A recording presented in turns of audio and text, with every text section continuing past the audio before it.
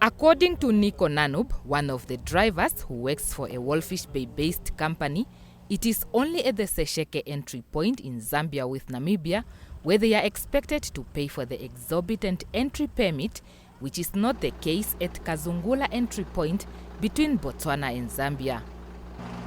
Nanub emphasized that if permits expire while they are on the road, they are also often resort to paying bribes to proceed with their journeys upon entering or leaving Zambia specifically.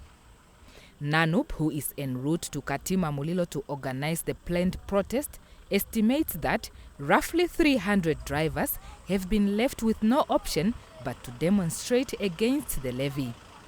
The drivers are also protesting because they pay half of the entry visa out of their pockets, levy for non-Zambian goods upon entry at borders, access to ablution facilities, parking areas, and delays in clearance of goods and crime at entry points into Zambia.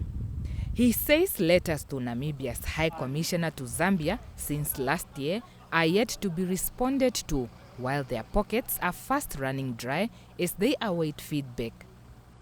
So what we want is if they can reduce the money, because we cannot change their laws with the permits. At least if they can reduce it, bring it back where it was before, then we'll appreciate it a lot. So that's the grievances we are crying as Namibian drivers. They have to work out something whereby they can help us also, whereby we can afford the permit, because it's too much for us.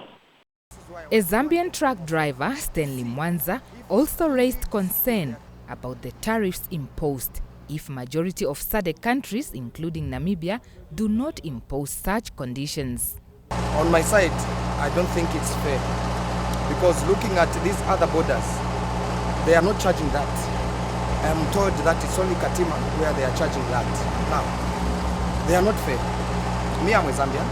I work in Namibia, and we don't pay that. I have my fellow Zambians who are coming from Zambia to Wevisbe to get fish.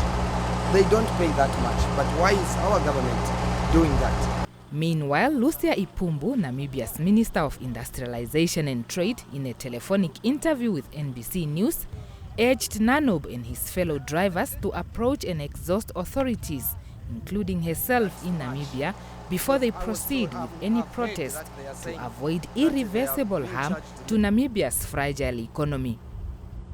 My message is that they bring this to the attention of government through the right channels, through NAMRA, through Ministry of Finance, and of course our ministry, and we would look at it and engage the colleagues on the other side, because we also are not informed of that development, and we would also then want to follow it up and to hear more on what has necessitated such a development, and if then we need to get on the discussion and negotiation table with the Zambian counterparts, then we do so.